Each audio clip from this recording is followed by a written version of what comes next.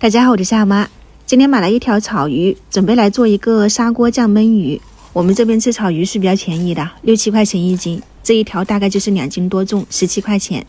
清洗干净，两面都划上这种细花刀，方便入味道。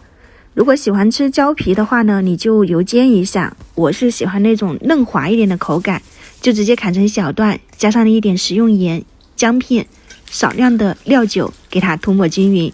腌制5到10分钟左右。我们这边不管吃什么鱼都会放紫苏，所以如果你能够接受得了紫苏的这种口味，可以试一下香野红姐的紫苏酱，它是香辣口味的，湖南本土的品牌，想和你们分享一下，就是能够吃辣的你可以试一下，因为它这种除了紫苏，里面还有泡辣椒，然后还有各种辣酱混合在一起，属于综合酱。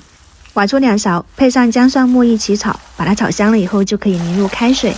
放入腌好的鱼块。除了酱焖鱼，你还可以做小龙虾或者是牛蛙，现在的香辣蟹也很好吃，反正就是有腥味的配这个酱都是挺不错的。这个口味湖南朋友会很喜欢的，但是酱料这个东西还是需要按照自己的口味去拍。如果喜欢或者是喜欢吃这种鱼类啊，如果觉得怕腥的，去尝试一下，因为不只是说干炒或者是做干锅火锅都是可以搭配的，鱼子鱼泡也很好吃哦。喜欢的话呢，去试一下。我是夏妈，下次再见。